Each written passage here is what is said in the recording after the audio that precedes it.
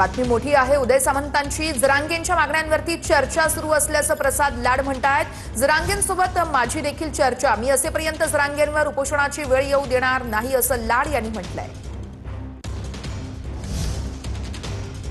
मी असेपर्यंत जरांगेंवरती उपोषणाची वेळ येऊ देणार नाही असं प्रसाद लाड यांनी म्हटलंय। आणि उदय सामंतांची जरांगेंच्या मागण्यांवरती चर्चा सुरू असल्याचंही प्रसाद लाड म्हणतात।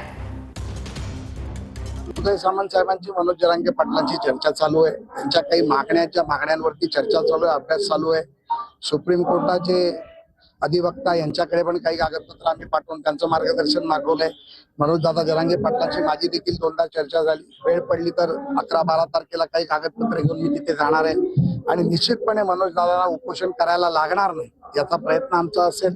कारण मनोज दादा उपोषणाला बसला की समाजाची 50-50 लोक उपोषणाला बसतात। समाज त्यांच्या मागे आहे आणि निश्चितपणे मी समाजाला देखील आवाहन करणार आहे की जोपर्यंत हा तुमचा भाऊ आहे तोपर्यंत मनोज दादाला उपोषण करावं लागणार नाही।